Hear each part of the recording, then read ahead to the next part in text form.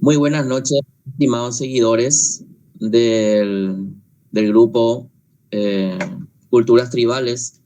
Damos inicio a la quinta sesión de nuestro ciclo de charlas virtuales libres sobre pueblos originarios.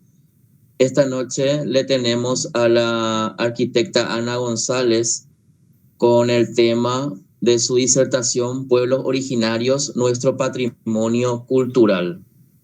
La arquitecta Ana González es egresada de la Facultad de Arquitectura por la Universidad Nacional de Asunción.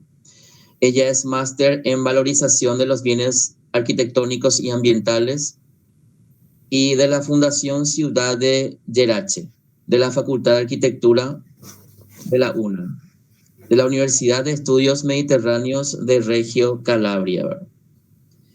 También recibió una especialización en la Cátedra UNESCO de Buenos Aires en Turismo y Patrimonio Sustentable, organizado por la UNITREF y la Asociación Amigos de Bellas Artes.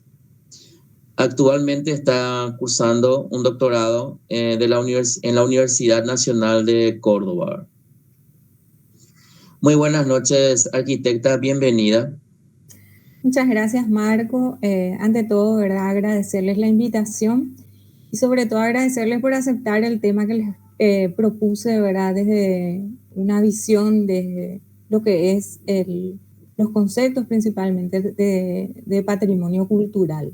También agradecerle a la asociación AGCTP y a la CEAP por poder acompañarnos también en esta ocasión. Creo que podemos compartir la presentación y para dar inicio con la propuesta que les acerco para esta sesión. Y vamos a mirar un poco cuáles van a ser los contenidos a desarrollar. Hablar un poquito de lo que es el patrimonio cultural, cuestiones vinculadas con conceptos, nociones, algunas nociones sobre el patrimonio cultural, focalizarnos sobre lo que es el patrimonio cultural inmaterial, conocido como BCI o patrimonio vivo, ya que nuestros pueblos originarios y sus expresiones culturales se centran o caen dentro de esta categoría de patrimonio cultural. Para finalmente conversar y bajar un poco de estas nociones que surgen desde el ambiente internacional a partir de las Naciones Unidas, de instituciones y organismos internacionales, mejor dicho, que se van a abocar para la protección, la cooperación y la salvaguarda de los bienes culturales en sus diferentes dimensiones, ¿verdad? En la última etapa, como les decía, comentaré un poquito sobre los pueblos originarios y la situación dentro de este contexto de categorización y sobre todo visión internacional, con el fin de poder valorar sobre todo nuestros pueblos originarios, nuestras culturas ancestrales y cómo estas de alguna manera se tienen la posibilidad y la necesidad de seguir desarrollando su cultura, fortalecer su identidad, ¿verdad?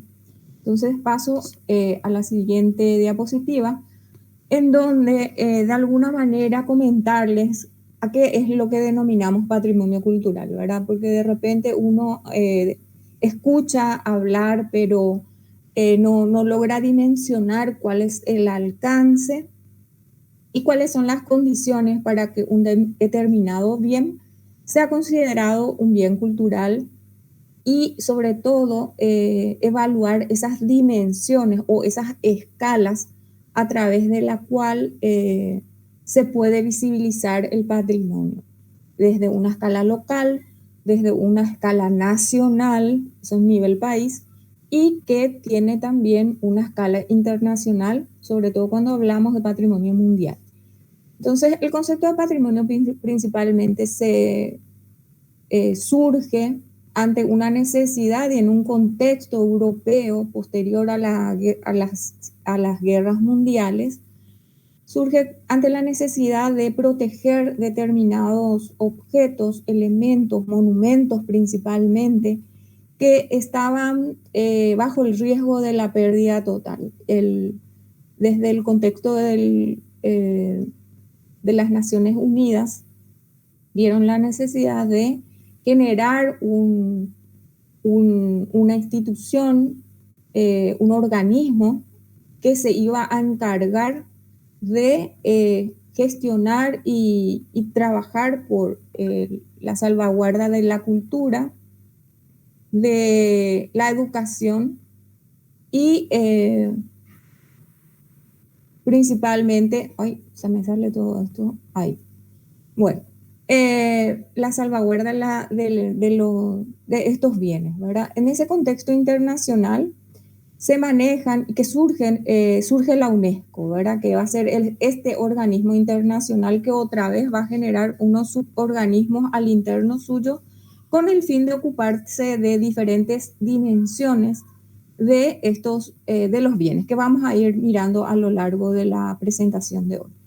Pero sobre todo quedarnos ahora sobre lo que es el concepto de patrimonio, que consiste y que se constituye principalmente en un conjunto de bienes que pueden ser naturales o culturales, materiales e inmateriales, a los que se le asignan valores, que pueden estar relacionados con la ciencia, la historia, el urbanismo, la arquitectura, el arte, la tecnología incluso, ¿verdad?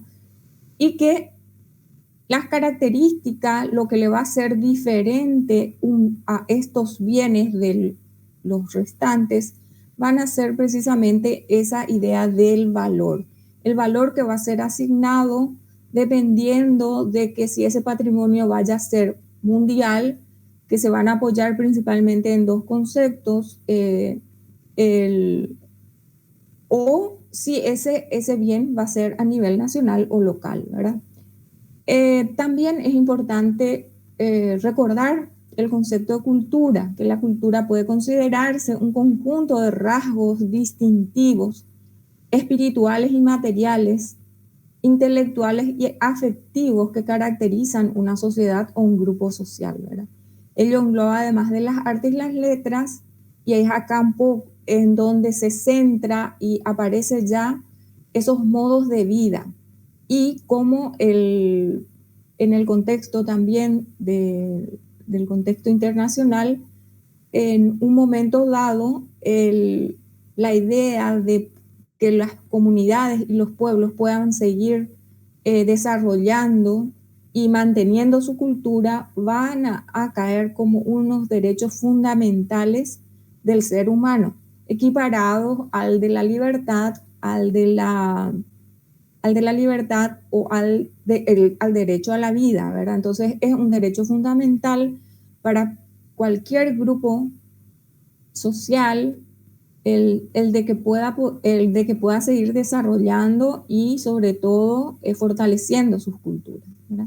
Y allí también entran esta dimensión intangible dentro de la que manejamos el patrimonio inmaterial, ¿verdad? Estos conceptos fueron variando con el tiempo. A partir de 1972 a hoy fueron determinándose diferentes categorías de bienes culturales. Empezamos con la idea de conservar unos objetos que de alguna manera estaban en situación de riesgos de ser perdidos, y entonces se centró mucho en objetos relacionados a la arqueología, a la arquitectura, a los monumentos. Es ahí que aparece como primer punto en esta flecha que va creciendo, ¿verdad? La idea del monumento, pero que van a ir surgiendo nuevas dimensiones del patrimonio, como va a ser, por ejemplo, la arquitectura vernácula, en donde se valora el conocimiento tradicional en los modos de construir y en los modos de hacer. La arquitectura vernacular es un sistema en donde decimos arquitectura sin arquitectos, ¿verdad? Por ejemplo, desde el ámbito de la arquitectura.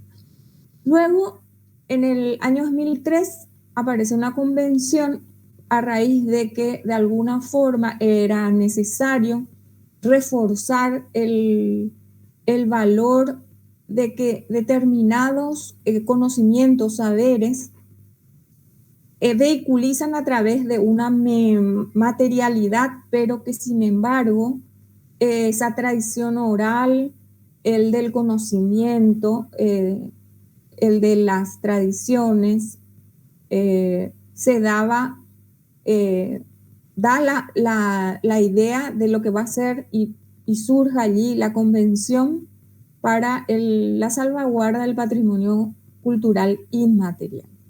Un poco más contemporáneamente, para ver cómo realmente desde el ámbito internacional van incorporando nuevas categorías con el correr del tiempo y con los cambios y sucesos que ocurren en el devenir del ser humano, ¿verdad?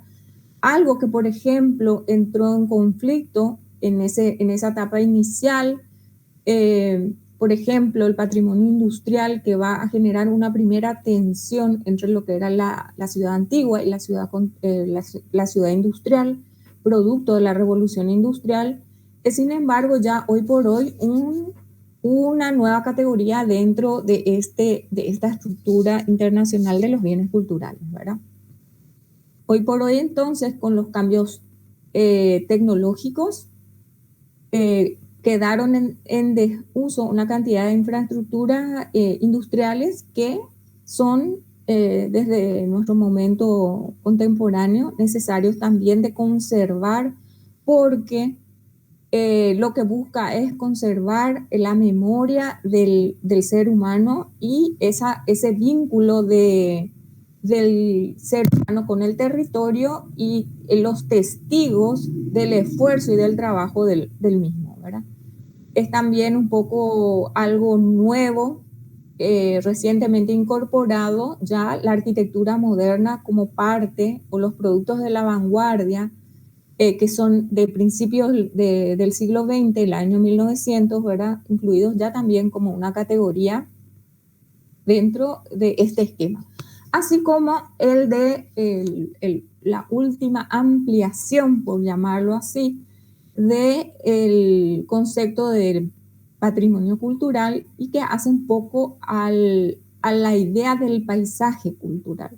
Es decir, se establece ahí una ampliación del concepto que va desde el monumento y que llega hasta el paisaje. Es más, hoy por hoy, incluso en el contexto, la jerga normal, se busca de no utilizar la idea del patrimonio sin el apellido cultural, o el paisaje sin el apellido cultural, porque de alguna forma ese paisaje se va a constituir como un tapete sobre el cual se van a ir desarrollando y se apoyan las otras dimensiones del patrimonio. Y entre ellos, como les decía, se encuentra el patrimonio inmaterial, ¿verdad? De alguna manera muy general, aparecen ese patrimonio histórico artístico, el construido, el patrimonio arqueológico o el patrimonio arquitectónico, ¿verdad? Luego tenemos el patrimonio natural, es todo aquellos bienes naturales en donde el hombre no haya intervenido de manera intencionada y diseñada, ¿verdad? En contraposición al paisaje cultural, ¿verdad? En donde hay esa interacción del ser humano con el entorno natural.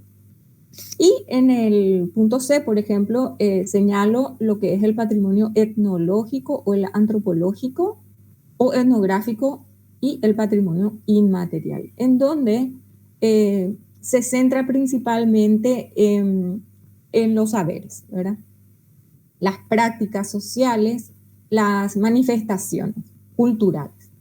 Y además de ello, también es importante reconocer que existe un patrimonio que le denominamos documental y bibliográfico. Entonces ahí entra los archivos, las bibliotecas, forman parte también de un contexto que ayudan a salvaguardar, que es una palabra muy, muy utilizada en el ambiente de la conservación del patrimonio, de salvaguardar los bienes, esos documentos que de alguna manera fueron registrando de manera escrita la historia del ser humano, ¿verdad? Pero luego tenemos lo otro, ¿verdad? Que es esa tradición oral que se transmite de generación en generación a través del patrimonio cultural inmaterial, ¿verdad? Allá abajo, de repente siempre voy a ir colocando bibliografías, ¿verdad? Las fuentes consultadas. Cuando hablamos del concepto del patrimonio, entonces tenemos que tener en cuenta que es un concepto, primero que es una construcción social. La idea del patrimonio uno no lo trabaja aisladamente, se trabaja desde unos grupos sociales, en algunas ocasiones grupos hegemónicos, ¿verdad? Entonces, por lo tanto, ese concepto del patrimonio es un concepto que le solemos denominar polisémico, ya que el mismo va a variar de acuerdo al contexto, de acuerdo al grupo que lo analiza, de acuerdo al momento histórico en el cual uno lo estudia, como lo veíamos recién con esa idea de cómo surge el concepto del patrimonio y cómo fue variando las diferentes categorías del mismo, ¿verdad? Es un concepto, el del patrimonio, que constantemente está siendo revisado y ajustado, ¿verdad? Entonces, es por estas cuestiones que lo denominamos que es un concepto polisémico. Varía desde el punto de vista, desde el grupo que lo estudia, que lo analiza. El patrimonio también es un documento, es una explicación que tiene que de alguna manera ir acompañado por unas reflexiones y sobre todo esos valores que habíamos definido en las primeras diapositivas, ¿verdad? Que hacen que se puedan entender cuáles son los atributos que le hacen diferente a otros bienes, ¿verdad?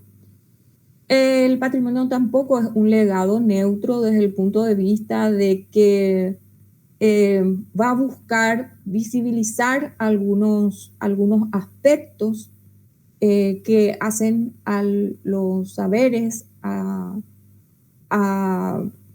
las tradiciones, o los va a visibilizar o en ocasiones los va a invisibilizar. Entonces, por eso que decimos que de repente no es un legado neutro. Hay una intención. Cuando uno hace una identificación, un registro de los bienes, se apoya sobre unos atributos que se les identifica a esos bienes culturales y que luego uno va ajustando a qué categoría o a qué escala de bien cultural va a quedar. Es una construcción social, resignifica o ignora, ¿verdad? Construcción social porque realmente es el grupo social el que genera el patrimonio y también es el que legitimiza el patrimonio. Actúa de agente, como les estaba diciendo, ¿verdad? Actúa de agente legitimador de gustos y de valores.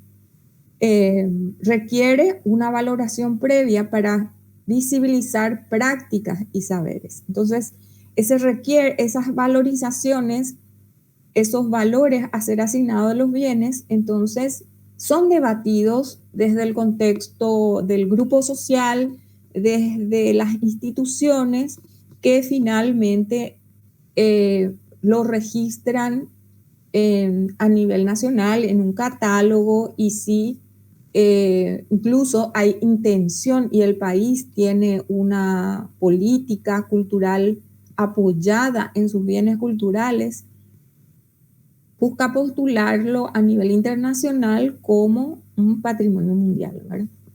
Y también está ligado a los sistemas de poder, ¿verdad? Porque necesariamente necesitamos de la estructura del país para poder registrarlos, documentarlos, salvaguardarlos, y es más, en ese contexto internacional, normalmente para las convenciones internacionales, los países que forman parte de estos organismos internacionales firman documentos, convenios, cartas, recomendaciones, que luego son compromisos a nivel país que deben ser cumplidos en su territorio, ¿verdad? Entonces es como un ida y vuelta en cuanto a establecer esos valores a nivel nacional o internacional.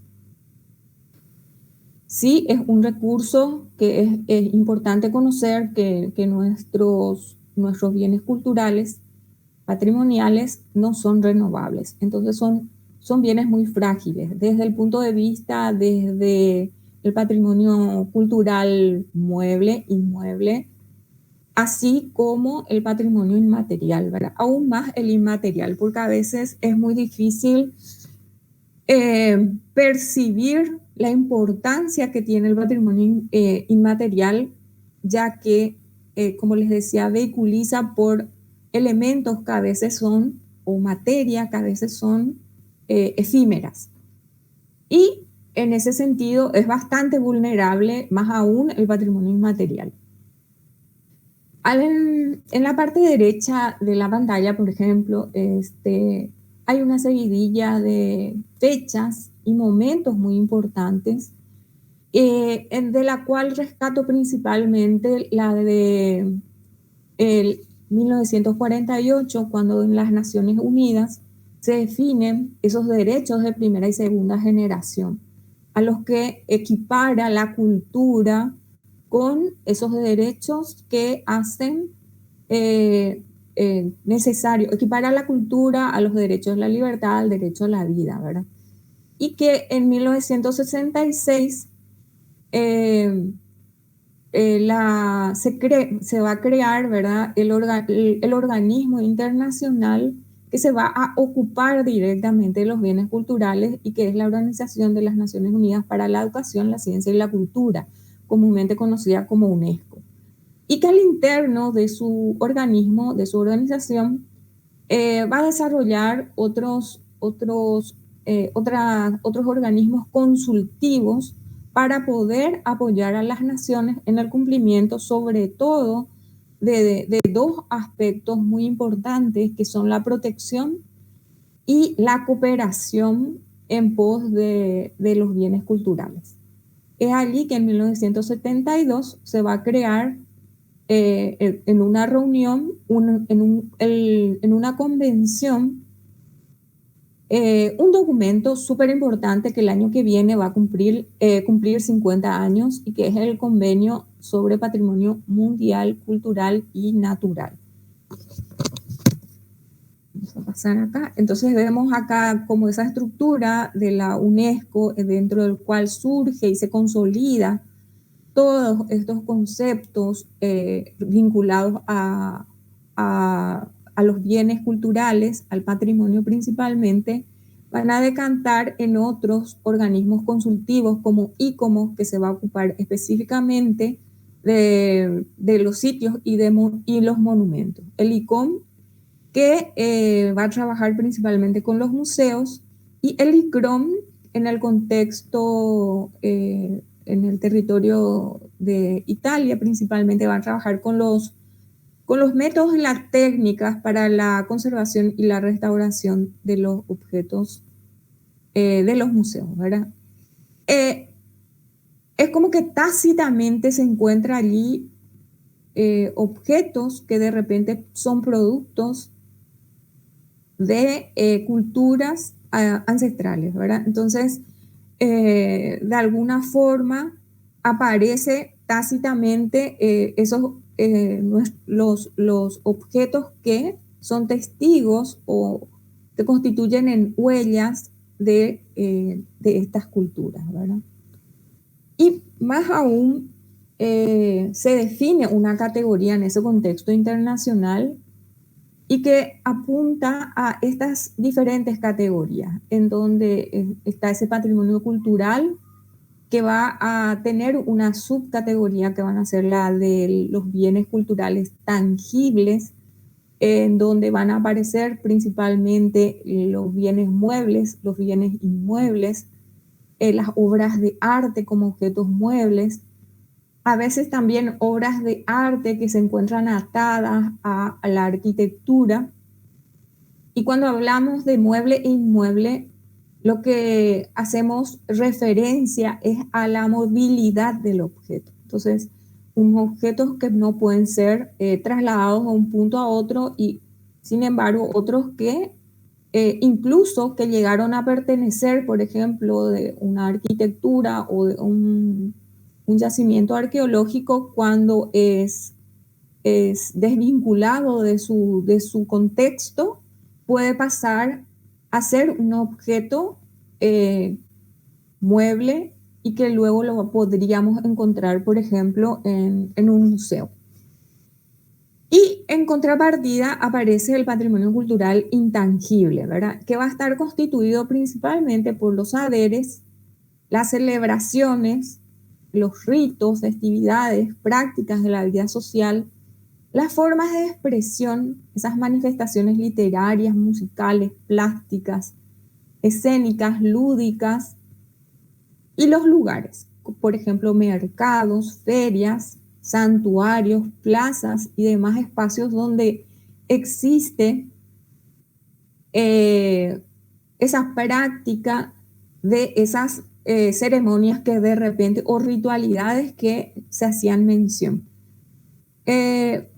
Luego también hay otra dimensión del patrimonio, que es la dimensión del patrimonio natural, ¿verdad? Son sitios que por su estética, características singulares o particulares, van a pasar a constituir elementos a ser considerados como bienes patrimoniales naturales. Ahí tenemos monumentos naturales, que pueden ser físicos, biológicos, zonas delimitadas que constituyen hábitats de especies animales o vegetales, lugares o zonas naturales estrictamente delimitadas, como por ejemplo reservas naturales, que tenemos bastante en nuestro país.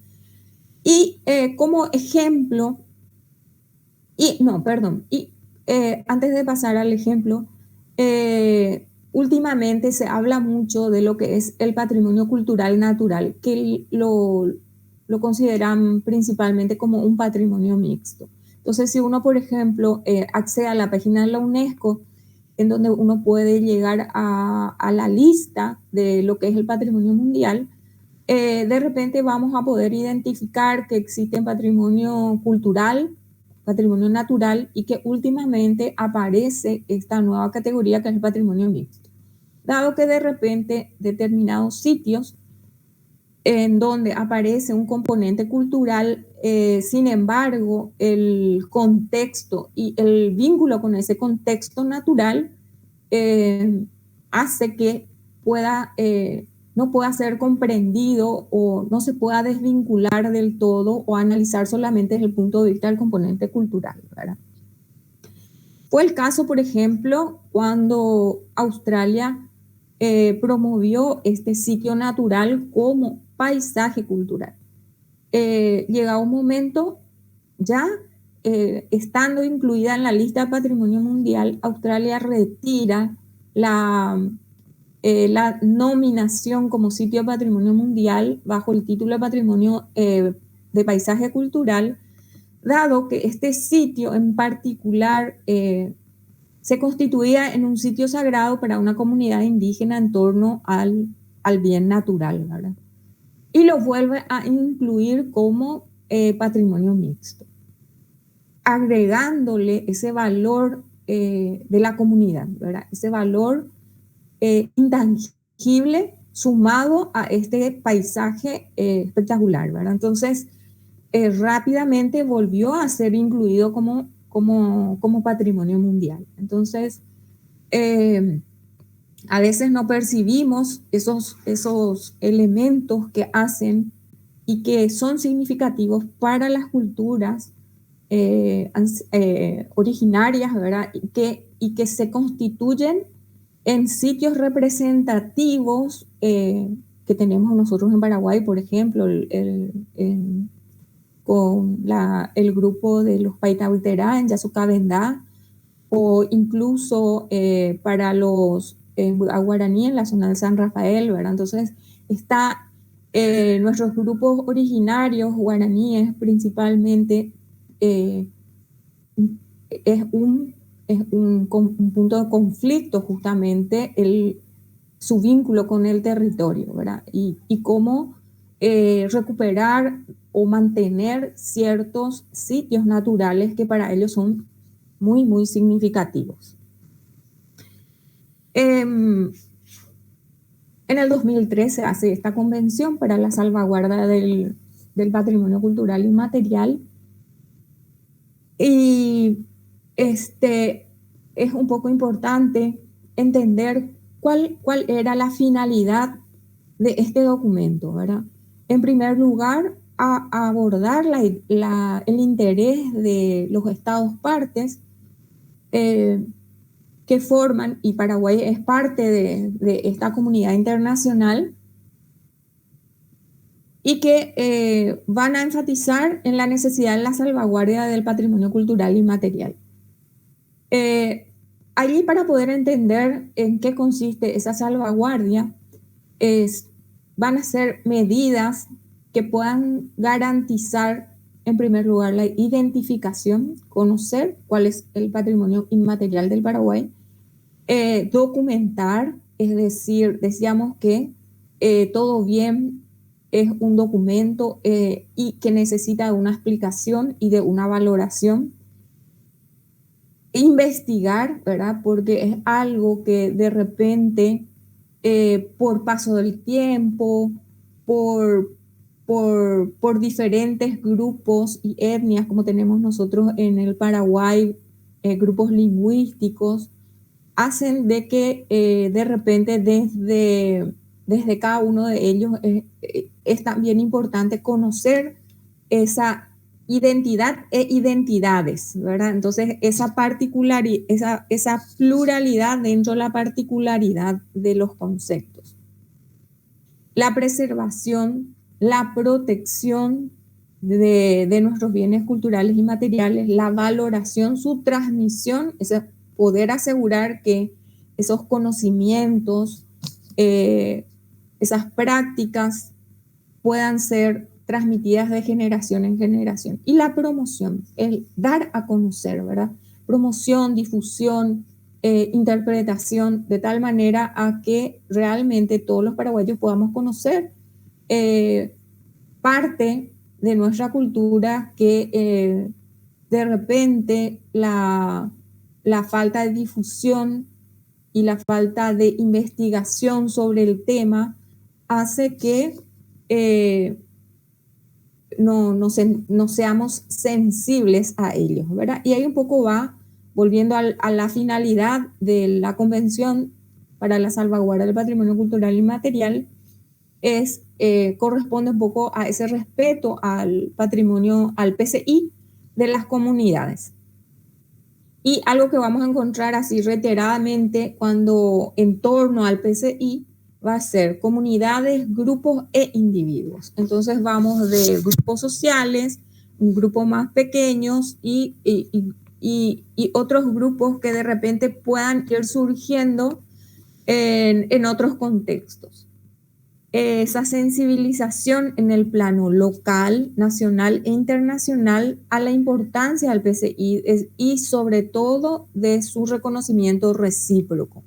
Esto es súper importante porque en realidad las comunidades indígenas, nuestros pueblos originarios, pueden realmente apoyarse en lo que es el patrimonio, la idea, el concepto y sobre todo lo que es el patrimonio cultural inmaterial para lograr ese reconocimiento por otros grupos sociales, ¿verdad?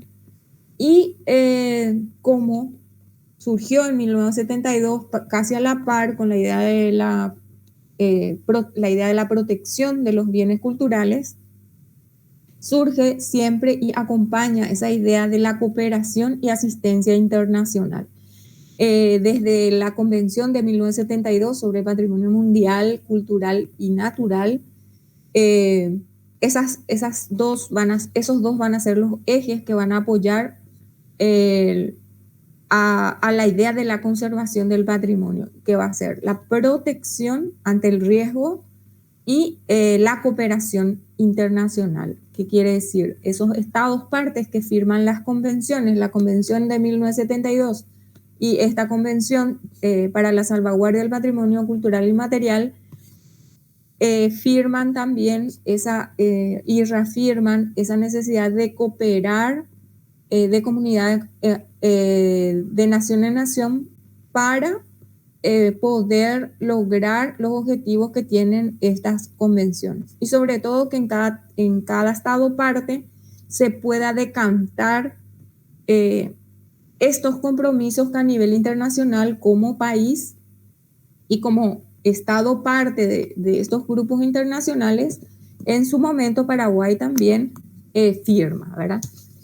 Y ahí nos vamos un poco a lo que es la definición del PCI. Son los usos, representaciones, expresiones, conocimientos, técnicas que de las comunidades, los grupos y en algunos casos los individuos reconocen como parte integrante de su propia cultura. Entonces son esas prácticas y saberes que hacen a nuestra identidad y que hacen a nuestra manera de ser, de movernos, de habitar el mundo, de comunicarnos. Entonces, ahí, por ejemplo, las lenguas,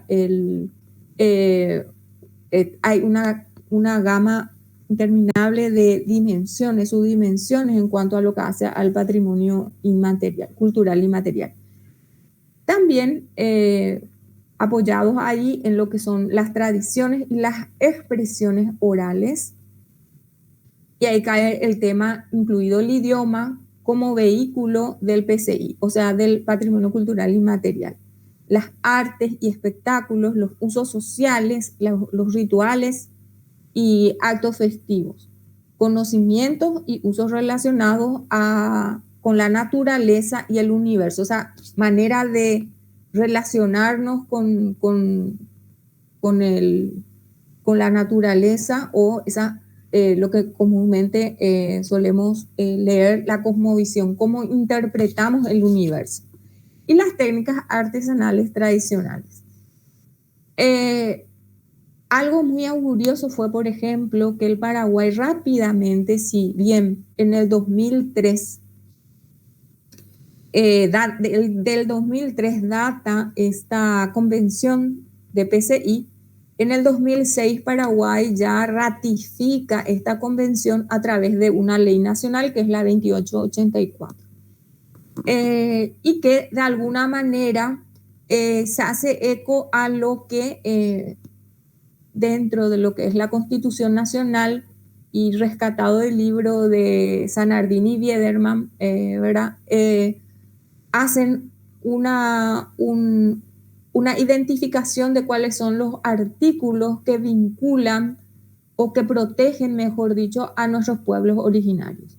Entonces está dentro de ese contexto, ¿no? Si analizamos desde lo que es el orden de prelación, ¿verdad? Siempre está la Constitución, pero en este caso tenemos esta ley que está refrendando también un convenio internacional. En la Constitución Nacional, entonces, tenemos estos artículos que de alguna manera buscan proteger los intereses y asegurar los derechos de nuestros pueblos originarios. El artículo 62, que habla un poco de cómo se reconoce la existencia de pueblos indígenas dentro de nuestro territorio, ¿verdad? Habla un poco de la identidad étnica, ¿verdad? Entonces ahí el tema del patrimonio está siempre muy vinculado con la idea de identidad, reforzar la identidad, porque de alguna manera los bienes culturales son manifestaciones, son, mejor dicho, huellas o productos que una determinada cultura lo realiza y también lo reconoce como suyo, ¿verdad?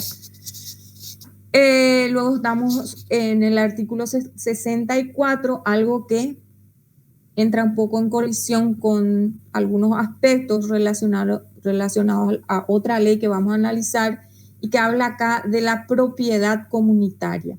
Entonces, me hace un poco ruido cuando luego analicemos lo que es, les presento unos aspectos relacionados a el concepto del patrimonio desde lo que es la ley 5621/16 de protección del patrimonio cultural del Paraguay, en donde se habla mucho de la propiedad pública, privada, y este concepto tan fundamental para los grupos de nuestros pueblos originarios, la propiedad comunitaria, ¿verdad? Es como que hay un vacío en ese contexto. El derecho a la participación, el derecho a la educación y a la asistencia y algunas subvenciones de exoneración, como ven ahí. Entonces voy pasando un poco, decantar, ir bajando estos conceptos que veíamos en relación al contexto internacional, cómo el Paraguay de alguna manera va viendo los mecanismos para poder bajarlo al territorio, ¿verdad? Que ese es el compromiso que en el ámbito internacional es el compromiso asumido, ¿verdad? En el año 2016 se crea esta ley que deroga la anterior sobre el patrimonio cultural, ¿verdad? Y que de alguna manera es una ley un poco más que trata de incorporar muchos aspectos ya analizados en ese contexto internacional. Y dentro de esta ley de protección del patrimonio cultural, se define lo que es el patrimonio cultural del Paraguay. Y en particular se menciona que se encuentra constituido por los bienes muebles e inmuebles, materiales e inmateriales. Entonces allí me encantaría pensar que ese inmateriales se ajusta o se empleó como sinónimo de lo tangible o lo intangible. Ambientales y construidos seglares o eclesiásticos, pensando que en nuestro contexto gran parte del patrimonio cultural se encuentra en manos de también de la religión católica, ¿verdad? Bueno, no solo la católica, en otros aspectos otras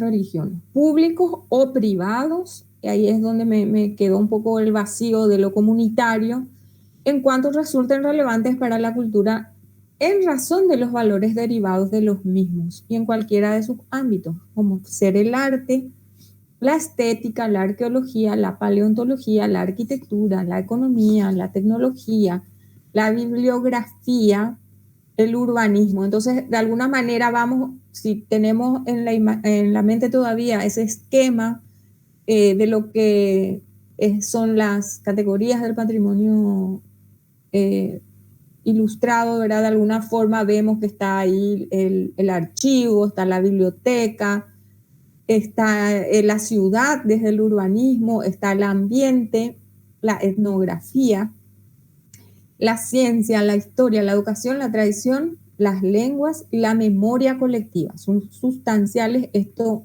que viene al final, ¿verdad? Para lo que es el reconocimiento de ese patrimonio inmaterial. Les decía, ¿verdad?, que una manera de salvaguardar nuestro patrimonio era conocer cuáles son nuestros bienes culturales inmateriales. En un documento diagnóstico del PCI del Paraguay de 2019, de alguna manera se enunciaban cómo estas categorías de patrimonio inmaterial en el Paraguay. Así muy amplio aparece el universo guaraní. el patrimonio cultural gastronómico, el patrimonio cultural ceremonial y social, el patrimonio cultural musical, el patrimonio natural y cultural en su dimensión inmaterial, ¿verdad? El patrimonio cultural tecnológico y manufactura, el patrimonio cultural en juegos infantiles. Entonces, remarqué un poco ahí ese mundo guaraní, ese universo guaraní, pero que ese universo guaraní realmente permea en todas las demás categorías, por llamarlo así, de lo que fueron identificados como parte de nuestro, por llamarlo de alguna forma, inventario de nuestro patrimonio cultural inmaterial. Y entonces, hablando de nuestros pueblos originarios como nuestro patrimonio, ¿verdad? Reconocer que el patrimonio cultural y los pueblos originarios están altamente ligados. Los pueblos originarios pueden realmente y deberían de apoyarse en estos conceptos de patrimonio para poder lograr, en primer lugar, la afirmación de su identidad, ese reconocimiento por parte de los demás grupos, sean grupos también de pueblos originarios o de nosotros los mestizos, ¿verdad? Y estos conceptos también pueden ser utilizados o como estrategias o como herramientas como herramientas de negociación con el fin de lograr sobre todo esos aspectos que hacen a su territorio y que pueden asegurar, mantener sus modos de habitar, mantener su vínculo con su sitio, esa cosmovisión, mantener también sus sistemas sociopolítico y social, pero siempre no solamente mantener, seguir desarrollando su cultura, incorporando también otros nuevos aspectos, ¿verdad? Pero siempre manteniendo los aspectos relevantes a su identidad, ¿verdad? El asimilar culturas o conocimientos o vínculos con otras culturas no implica la pérdida de identidad, ¿verdad? Es muy importante reconocer también que nuestros pueblos originarios son culturas más bien de la palabra y de la danza, ¿verdad? Un poco es algo que tomo de un texto que estuve leyendo, un libro que es el de Ticio Escobar, en donde hace y analiza principalmente las comunidades a partir de sus formas de expresión, ¿verdad? Y esas manifestaciones culturales están dadas principalmente por el arte plumario, la cestería, de manera secundaria porque surge o se origina principalmente como un arte, como un producto utilitario para posteriormente ir tomando aspectos estéticos, que es por ejemplo la cerámica, ¿verdad? Y otros aspectos, otras formas de manifestaciones son súper importantes y muy interesantes. Ver, por ejemplo, el tema de la pintura corporal, los tatuajes y el tejido del caraguatá en determinados territorios, sobre todo para los pueblos chaqueños, ¿verdad? Fui tomando imágenes del libro Zanardini y Biederman, Los indígenas del Paraguay, de tal manera a ilustrar un poco en esta etapa final de esta pequeña charla, ¿verdad? Imágenes en cuanto a nuestros pueblos originarios y sus formas de expresiones, ¿verdad? El arte plumario, por ejemplo, que es un arte asociado a unas prácticas y unos grupos indígenas, en donde tratan de recrear aspectos relacionados a la naturaleza, principalmente al del Ubuntu. Luego tenemos la pintura corporal, ¿verdad? En donde acá rescato una bibliografía interesante de la arquitecta Luz Marina Ayala, que realiza casi como un catálogo, un análisis, un registro de los diseños en este tipo de expresión, ¿verdad? El libro, el pequeño catálogo se denomina La Otra Piel. Retomando un poco el tejido, o mejor dicho, el tejido con la cultura maca y un poco otros aspectos vinculados a otros grupos sociales, culturales.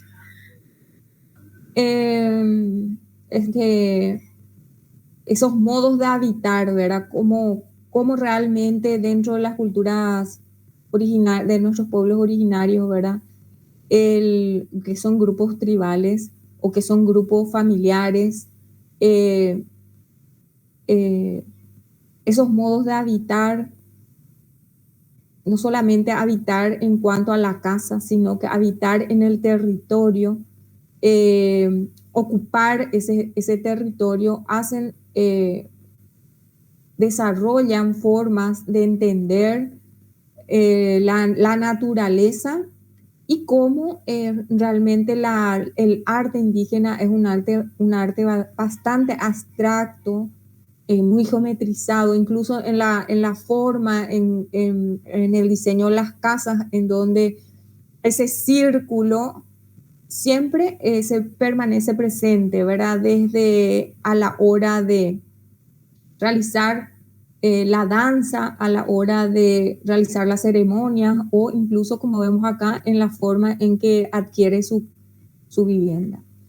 Estas son imágenes de un pueblo ayoreo, ¿verdad? También tomado del libro de Sanardini y Biederman, en donde le vemos a este señor ayoreo, ¿verdad? Con un sistema bastante simple, con el fin de descansar, y que sin embargo fue bastante reconocido a partir de un arquitecto chileno, se llama el Alejandro Aravena, que propone ese mismo sistema tomando como referencia esta situación, ¿verdad?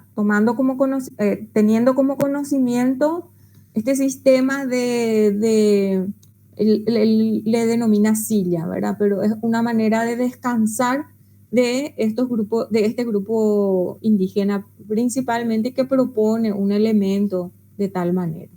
Bueno, de alguna forma voy concluyendo la charla, ¿verdad? Sobre todo teniendo en cuenta y tratando de sensibilizar, ¿verdad? De apoyar, sobre todo de que todos en realidad deberíamos de tomar esa conciencia de la importancia de nuestros pueblos originarios como parte de nuestra cultura, y como parte, y sobre todo tratar de accionar, así como lo hacen, por ejemplo, el grupo de culturas tribales, tomar acción, participar, asociarse, agruparse de tal manera a, por lo menos, activar en alguno de los componentes que puedan favorecer para la salvaguarda, la protección, la difusión, como en este caso, de nuestros pueblos originarios. Y para finalizar, les dejo acá algunas imágenes de las fuentes consultadas para la elaboración de esta charla y la presentación. Es todo, Marcos. No sé si hay alguna consulta. Muchísimas gracias, arquitecta. Excelente disertación, impresionante todo lo que dijiste sobre la importancia del del patrimonio, o sea, de nuestros pueblos originarios como patrimonio cultural, ¿verdad? Lo que quiero hacerte una consulta. Sí. Un pueblo originario X puede reclamar un objeto considerado sagrado por su pueblo que esté catalogado como patrimonio cultural material de un museo o de alguna colección. Mira que es tan oportuna tu pregunta porque hay un movimiento eh, indígena, ¿verdad? Que comenzó ya cerca de los años 60, tratando y surge justamente en el contexto de Australia, un poco en la zona norte de América y específicamente, por ejemplo, en la zona de Chile. Esa figura le llamo yo, se denomina la repatriación, ¿verdad? Hay dos conceptos, el de la repatriación y el de la restitución. Y en este caso hay un caso internacional, ¿verdad? Conocido, que es de un pueblo indígena chileno, Rapa Nui, ¿verdad? En donde parte de un muay fue encontrado y se encuentra en un museo en Europa. Y entonces lo que se hace es un representante de esta comunidad lo que hace fue y recorrió Europa o parte, a menos así, virtualmente, buscando y revisando los inventarios, los museos, con el fin de poder identificar ese que él le llamó así como un proyecto del patrimonio ausente del Rapa Nui. Entonces, era un poco poder identificar en dónde, en qué partes, en los sitios del mundo en donde se encuentran objetos que hacen y que forman parte de su ancestro, ¿verdad? Porque es más, la cultura, ese conocimiento, mejor dicho, ese vínculo del elemento con la cultura no es que representa nomás un espíritu de un familiar muerto, sino que realmente es el familiar muerto. Entonces hay un contexto súper fuerte y que hace y que raya un poco también hacia lo ético desde el punto de vista eh, de estos pueblos originarios, ¿verdad? Entonces no sé si a nivel internacional está este movimiento que se denomina justamente, o sea, esta figura que se denomina la repatriación. En realidad en nuestro país muy poco nada se habla de estas situaciones, ¿verdad? Pero en ocasiones incluso existen objetos en museos en Estados Unidos en donde esos objetos constituyen más bien así como ofrendas, ¿verdad? Plumas, eh, elementos que nos hacen sobre todo, a eso que te estaba comentando, que hace a la parte del enterramiento o de piezas que formaron parte de un ancestro, ¿verdad? Entonces, desde ese ámbito es lo que es un poco conflictivo, ¿verdad?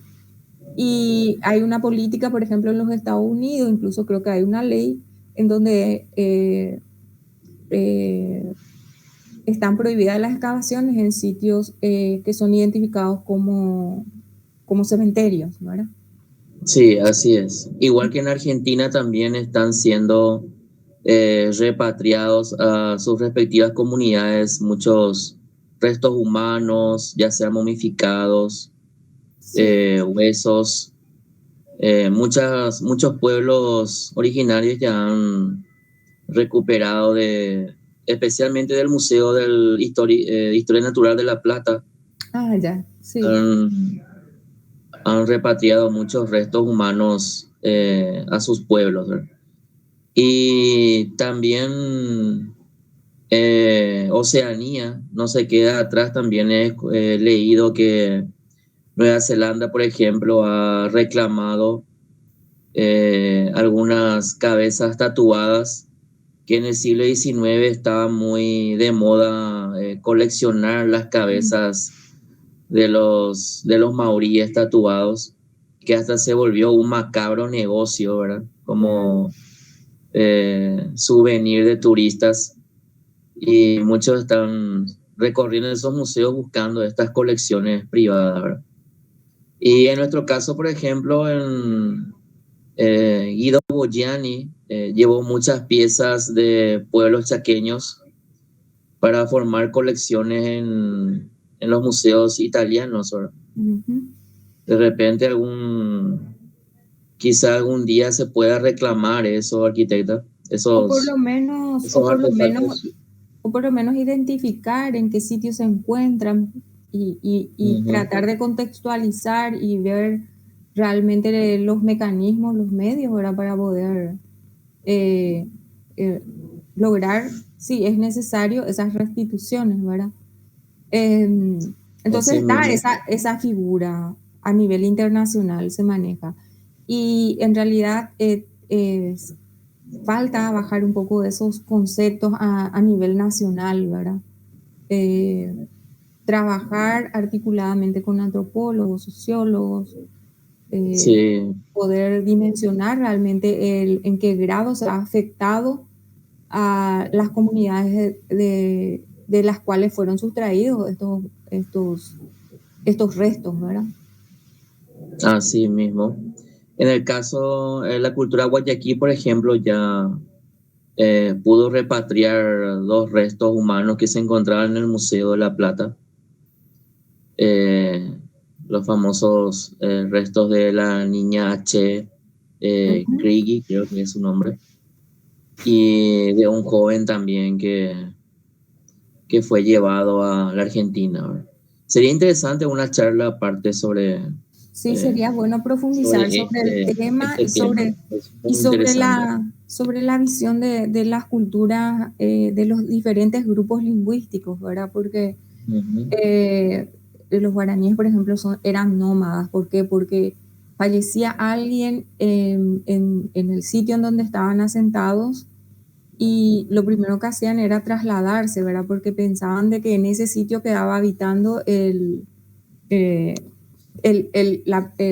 la persona que fallecía, ¿verdad? Entonces, eh, iban cambiando de sitio en relación a esa situación, ¿verdad? Entonces, ahí no sabemos cuál es el vínculo entre el cuerpo y esa presencia, ¿verdad? Entonces, es realmente interesantísimo poder profundizar, y ahí entra un poco el tema de la investigación que forma parte de esa salvaguardia del patrimonio inmaterial de nuestros pueblos originarios. Así mismo, arquitecta, así mismo. Y bueno, te agradezco muchísimo por tu tiempo, No, por excelente, favor. en serio. Si Gracias a vos por pudiéramos la prolongar un invitación. poco más, Es es que un tema demasiado cada importante. tópico es como abrir todo un abanico de cosas. Traté de ser lo más Sí, así ajustada mismo. posible. En nuestra página le agradezco el comentario de Viviana Martínez, que dice: qué riqueza, gracias por compartir. Bueno, Gracias, qué amable. seguimos y vas a conocer mucha más riqueza del Salto del Guairá. Y Wow, qué bueno, bueno. antes de despedirme, quiero invitarles cordialmente a todos nuestros seguidores, y para vos también, arquitecta, nuestra expo histórica y cultural denominada Paracuaria en su primera edición. Paracuaria significa Paraguay en latín, es el término que le pusieron los jesuitas en la época colonial a la gran provincia del Paraguay, ¿verdad? Bueno, este evento se va a desarrollar el 24 y 25 de septiembre, la próxima semana, en el Museo Fermín López de Villarrica. Desde, desde la mañana temprano, desde las 9 de la mañana hasta la tardecita, tendremos exposiciones de artesanías con el IPA, también artesanos del departamento de Cordillera. Tendremos interesantes charlas sobre historia y cultura general. Tendremos algunas obras teatrales de temática histórica, Le tendremos también al móvil astronómico de Itaipú y muchas sorpresas más. Esto es entrada libre, gratuita, y tenemos el apoyo de muchas instituciones culturales y otros entes privados, ¿verdad? Tanto asociaciones que están también como organizadores y los que apoyan, ¿verdad? Y bueno, pueden ver el flyer de este evento en la página del Centro de Estudios Arqueológicos e Históricos del Paraguay y también en la página de la Asociación de Guías y Coordinadores de Turismo del Paraguay. Mi agradecimiento también a estas dos instituciones por la transmisión. Muchísimas gracias y muy buenas noches a todos. Feliz fin de semana. Nos encontramos la próxima semana.